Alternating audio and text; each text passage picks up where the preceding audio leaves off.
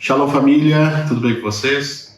Vamos iniciar agora mais um capítulo da nossa maratona de oração, que dá continuidade ao estudo sobre Israel, iniciado na semana passada. Quero incentivar você a participar e aí você a ativar, a usar algumas chaves muito importantes. Uma delas é que está escrito no Salmo 122, que fala que nós devemos orar pela paz de Jerusalém. E essa é uma chave, porque o Davi compartilha isso com a gente, porque ele mostra a alegria que ele tinha em louvar e adorar a Deus, e ele compartilha nos orientando a fazer o mesmo. E nós sabemos que orar pela paz de Jerusalém nos traz algo muito importante para a nossa vida, que é a nossa prosperidade. Então eu queria trazer para você essa chave para que você ative ela na sua vida de maneira definitiva e que Deus fale com você durante todo esse tempo de estudo a respeito de Israel hoje nessa maratona de oração. Vamos orar? Senhor, meu Deus e meu Pai, em nome de Jesus, eu quero te agradecer, Senhor, pela oportunidade que nós temos, Senhor, de estarmos aqui, Senhor, nesta noite, Senhor, estudando, Senhor, ouvindo acerca da sua palavra. Pai, toca, Senhor, no meu coração, no coração de cada um dos meus irmãos, que nós sejamos, Senhor, transformados pela sua palavra, Senhor, que o Senhor não permita, Senhor, que nós permaneçamos, Senhor, a mesma pessoa depois de ouvi-la, Pai. Toca, Senhor, em cada um, que a palavra de Deus, Senhor, venha, Senhor, de encontro com as necessidades, Senhor, e traga, Senhor, a solução, Senhor, das nossas dúvidas, das nossas preocupações, das pressões que nós estamos vivendo nos dias, Pai. Em nome de Jesus, amém. Deus abençoe. Shalom Lekulam, paz para todos. Queridos, nós vimos no nosso encontro semana passada um pouquinho sobre as raízes hebraicas de Jesus e conhecemos algumas coisas sobre o judaísmo, porque entendemos que foi do judaísmo que surgiu o cristianismo. E ficamos então de continuar o conteúdo hoje, mostrando para vocês o que é e o que não é uma sinagoga. Falaremos também sobre os demais assuntos no decorrer da nossa apresentação, então, sem perca de tempo, vamos aos conteúdos dessa semana. Comecemos pelo que a sinagoga não é. As sinagogas não eram um lugar de sacrifício. As sinagogas não são e nunca foram substitutos para o Templo de Jerusalém. Quando os judeus oram, eles não oram em direção a uma sinagoga, eles oram em direção ao Templo de Jerusalém, que não tem nada a ver com as sinagogas. Quando se faziam sacrifícios de animais, só poderiam ser feitos no templo. A família de sacerdotes e levitas cuidavam do templo. Eles podem cuidar de sinagogas também, mas cuidar de sinagoga todo judeu pode cuidar, independente de ser ou não sacerdote levita. Já no templo, o cuidado era totalmente separado para os sacerdotes. Então, os judeus daquela época, eles estavam habituados a 3 vezes por semana, nas segundas, quintas e aos sábados, estarem nas sinagogas onde eles abriam os pergaminhos e liam as escrituras, e eles ouviam semana após semana as profecias da redenção de Israel e as profecias da vinda do Messias. Um exemplo de um líder de uma sinagoga, um chefe de uma sinagoga que acreditava em Jesus, e nós o conhecemos, foi Jairo, em hebraico, Yerair. Jairo foi até Jesus e pede para que ele cure a sua filha, lembra?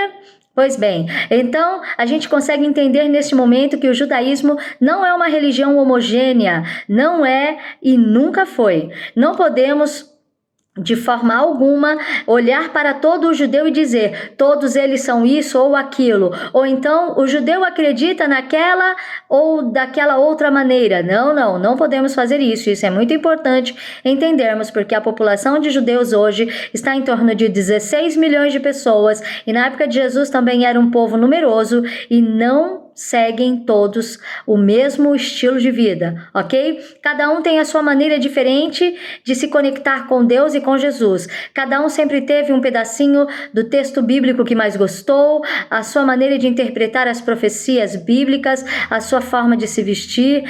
É bem certo que os judeus, ele tem o seu estilo próprio de se vestir, mas não é um único estilo, ok? São vários estilos. De tudo isso, que eu preciso que você compreenda e leve bastante em consideração é que Jesus nasceu judeu. Os apóstolos foram judeus e viviam um mundo judaico muito diversificado, ok? Então, eu quero que vocês prestem atenção nesta imagem, por exemplo.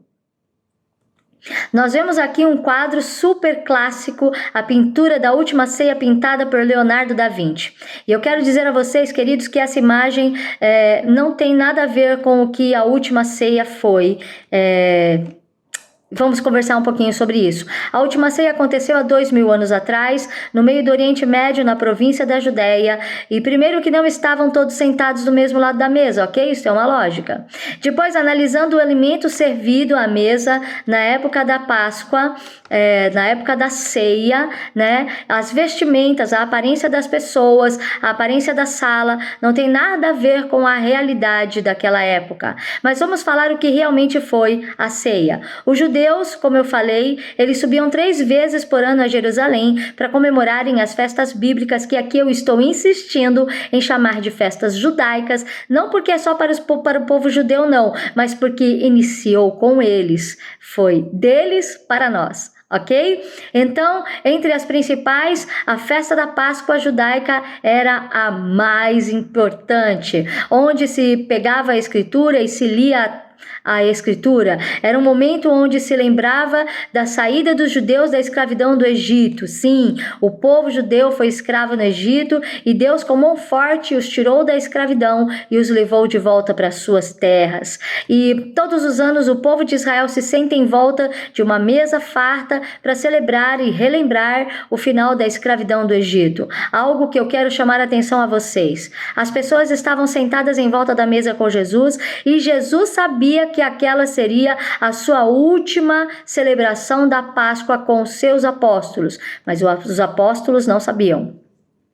Os outros estavam lá sentados para celebrar mais uma Páscoa judaica com o Messias. Mas, se você for lá em Lucas, capítulo 22, versos 8 e 9, nós vemos que Jesus pede a Pedro e a João para prepararem a Páscoa. Eles, Pedro e João, perguntam para Jesus: onde é que o Senhor quer que a preparemos?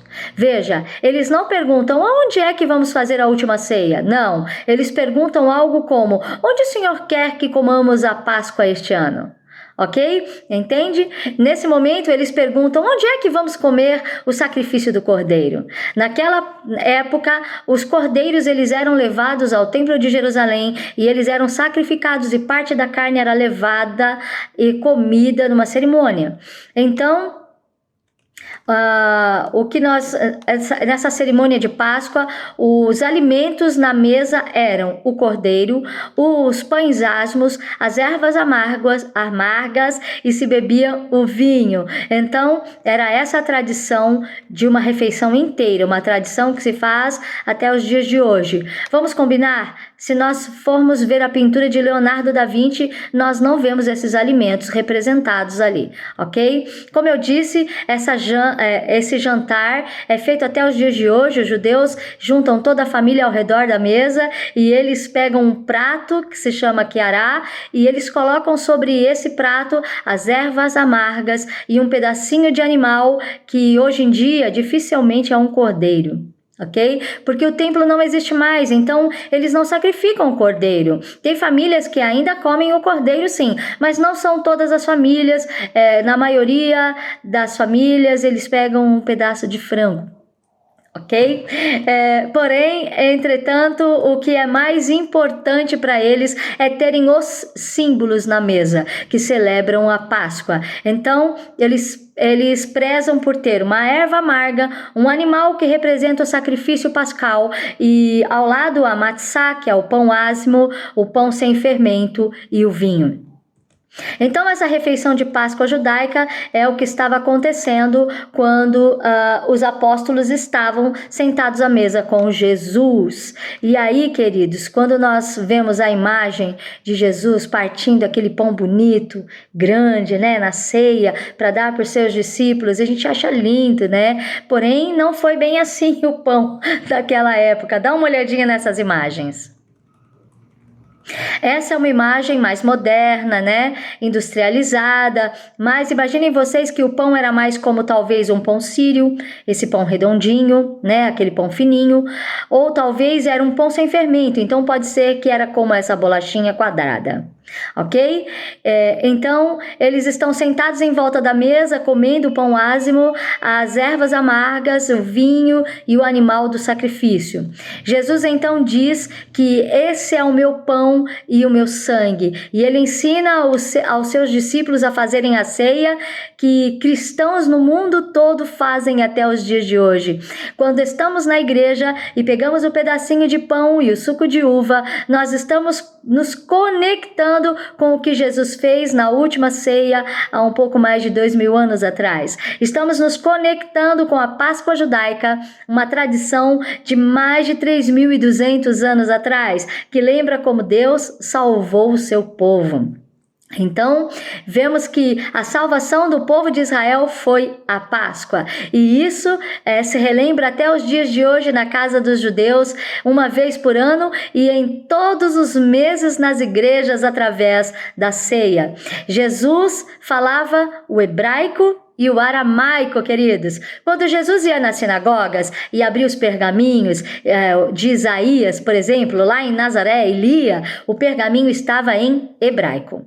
Quando Jesus discutia com os sábios da lei no templo de Jerusalém, Jesus discutia em hebraico. Mas quando ele se sentava com os pescadores simples na beira do mar da Galileia, Jesus falava em aramaico. Então Jesus falava os dois idiomas fluentemente, o hebraico e o aramaico. E não é só uma questão de idioma não, como falamos hoje, mas era uma questão de um mundo em comum que eles viviam, né? Que eles tinham naquela época. Porque se eu quiser falar para vocês hoje da nossa comida, do dia a dia, na mesa de todo brasileiro, eu vou falar para vocês sobre o arroz e feijão nosso de cada dia. Mas quando Jesus fala para aquela população, o equivalente ao arroz e feijão de cada dia, para eles era o pão. E por isso, quando Jesus fala a eles, o alimento mais importante que eles conheciam era o pão. Então Jesus usa o pão para falar sobre o pão da vida. Então não era uma questão de idioma só,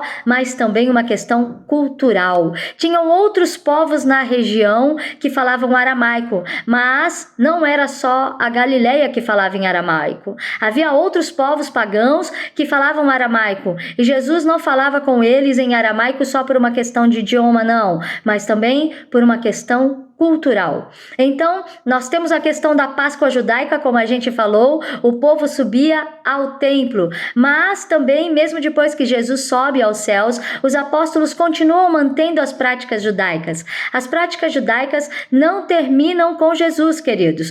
Atos 2 diz que Jesus, já assunto aos céus, chega ao dia de Pentecostes e estavam todos reunidos num só lugar, e de repente veio do céu um som como um vento muito forte e encheu toda a casa na qual estavam sentados. Pentecostes é Shavuot, é uma festa judaica porque Deus deu a princípio para os judeus, mas é uma festa bíblica porque ele deixou registrado nas suas escrituras para que todos nós, descendentes de Abraão pela fé, pudéssemos celebrar também. Então Pentecostes aconteceu no cenáculo onde fora celebrada a última ceia por Jesus e os seus discípulos. Dá uma olhadinha nessa imagem.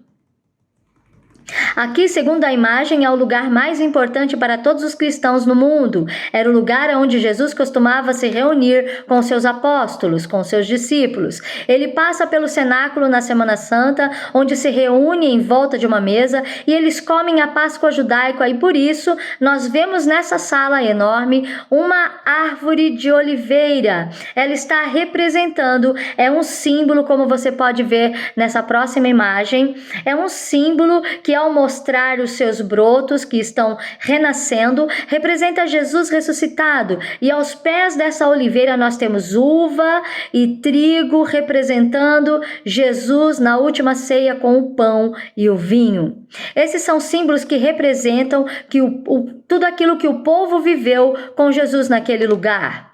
Então, Nós vemos que 50 dias depois da ceia, desta última ceia, os discípulos voltam para este mesmo lugar e dessa vez sem Jesus, porque ele já tinha subido para os céus, e obviamente sem Judas Iscariotes, porque ele se suicidou.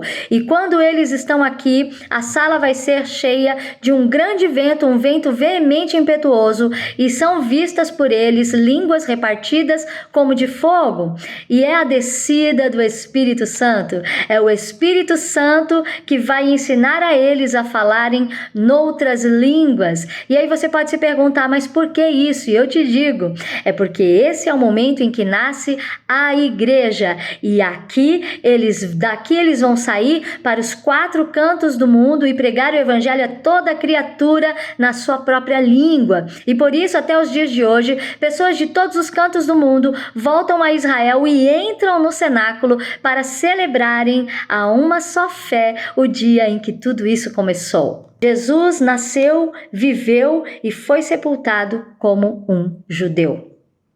E falando em sepulcro, quando a gente fala da sepultura, Jesus foi sepultado num sepulcro judaico super tradicional. Os judeus daquela época eram sepultados de 2 maneiras. E quando o Novo Testamento aqui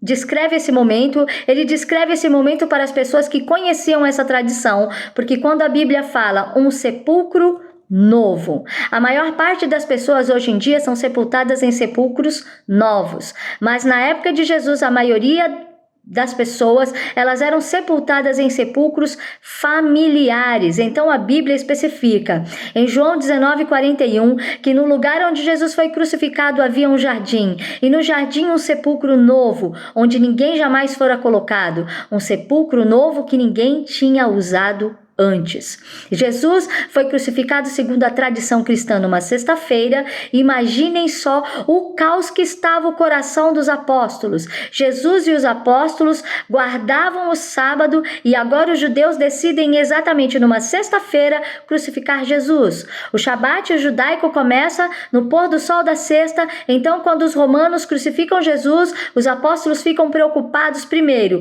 com a morte do mestre, segundo, como honrar o corpo do mestre se o horário do Shabat está chegando. Segundo a tradição judaica, você não pode aguardar dias para sepultar um judeu. Você tem que sepultar ele rapidamente. E os romanos também sabiam disso. Quando Jesus estava na cruz com os ladrões, os soldados tinham que conferir se Jesus estava morto. Se ele não estivesse, eles quebrariam as pernas de Jesus, porque os romanos conheciam a tradição judaica e Jesus precisava ser sepultado antes do Shabat, porque senão o corpo teria que aguardar o sepultamento até o domingo de manhã, e isso era incabível para os judeus.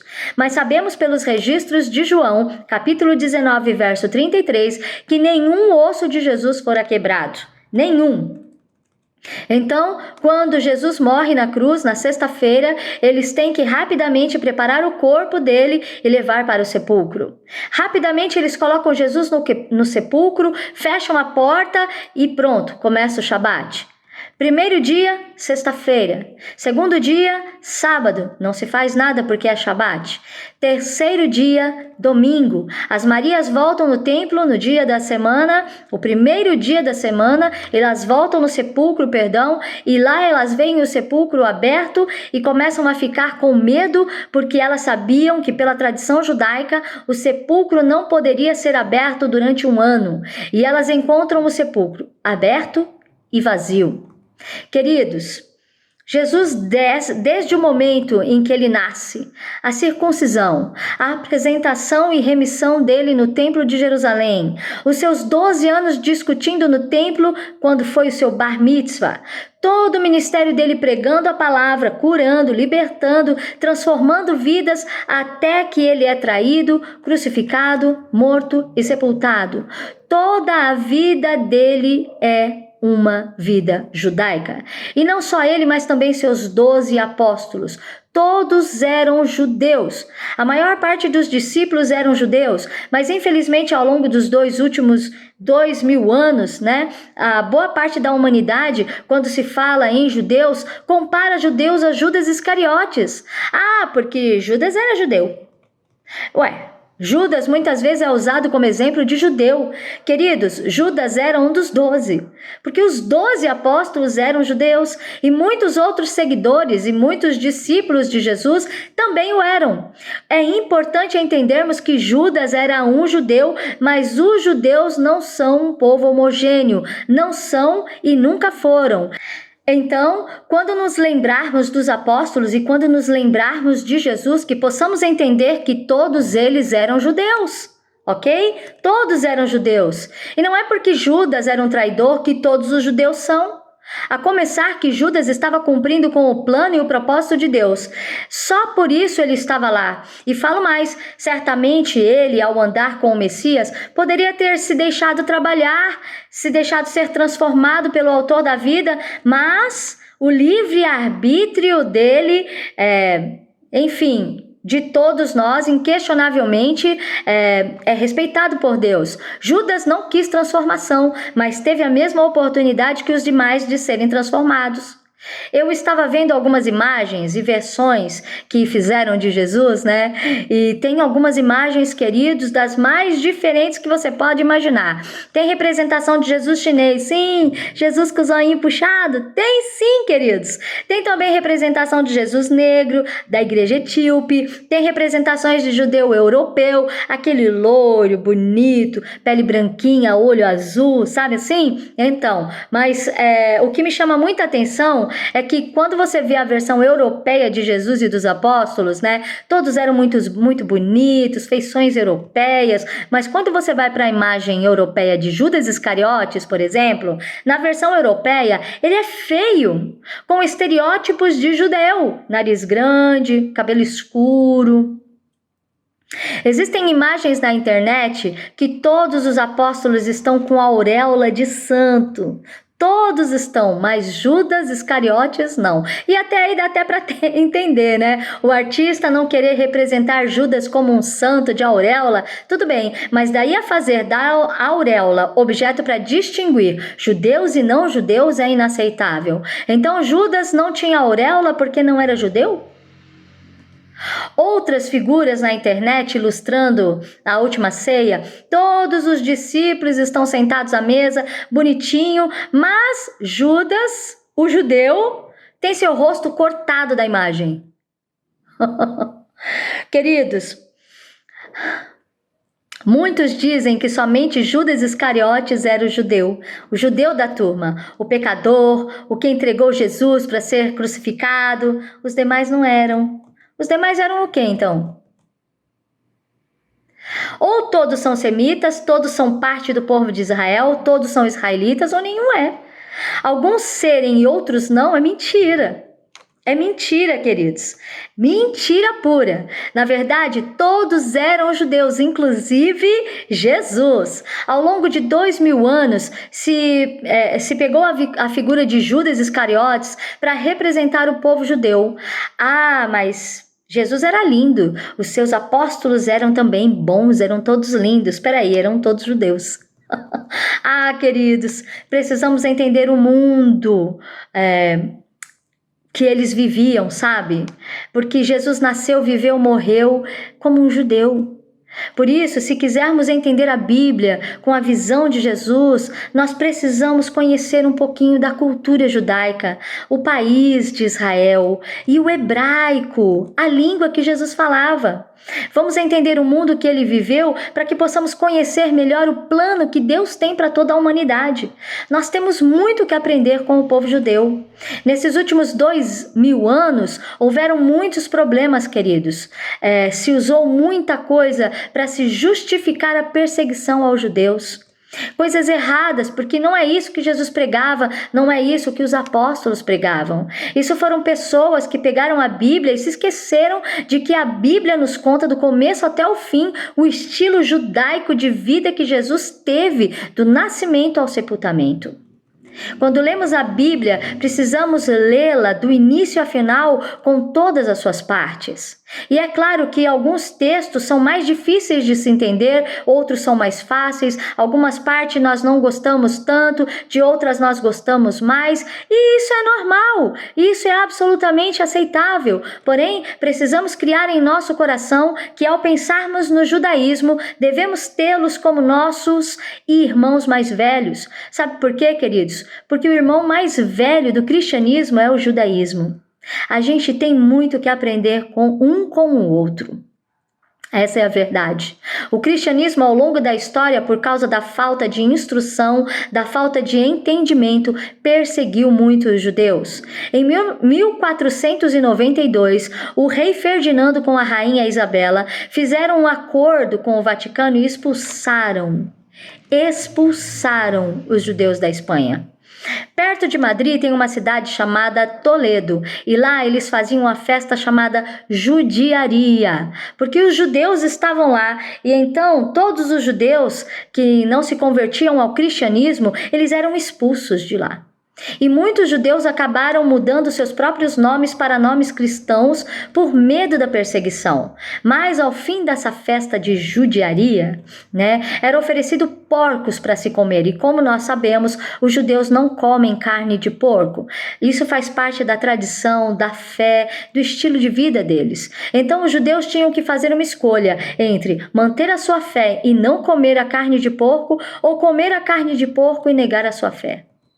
Aqueles que não comiam eram descobertos como judeus e eram expulsos de Toledo. Mas é interessante que ao mesmo tempo que os judeus foram expulsos de Madrid, os Estados Unidos da América foram a nação que Deus levantou para receber a grande parte desses judeus que foram para lá, e por isso são uma potência hoje, porque a palavra de Deus é real, queridos, é real, e a promessa que Deus fez a Abraão, abençoarei os que te abençoarem, amaldiçoarei os que te amaldiçoarem, vale para nós nos dias de hoje.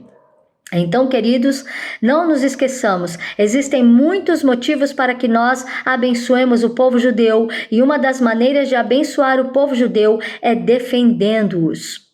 A única nação no Oriente Médio que é democrata, onde existem todas as religiões, é Israel.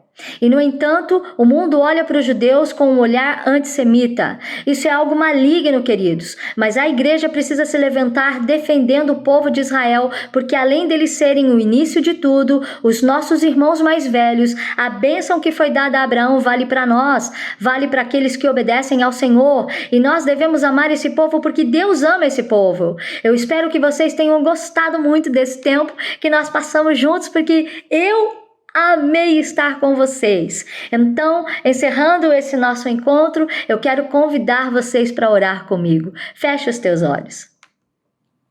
Paizinho querido, protetor e redentor de Israel, abençoe esse estado que nós amamos tanto, Senhor. Protege-os sobre as asas do teu amor e cobre-os com o teu manto de paz. Envia a tua luz e tua verdade aos governantes de Israel. Guia-os com o teu bom aconselhamento, Senhor. Fortalece os defensores da nossa terra santa, Senhor. Concede-lhes a salvação e coroa-os com a vitória. Estabeleça a tua paz sobre todos os habitantes de Israel. Que todos os judeus messiânicos sejam protegidos e que não haja mais separação entre eles e a tua igreja. Que haja um poderoso derramar do teu Espírito Santo sobre toda a terra de Israel e que eles possam viver novamente o avivamento que houve naquele cenáculo no passado. Que seus propósitos se cumpram em Israel e que todo o avivamento,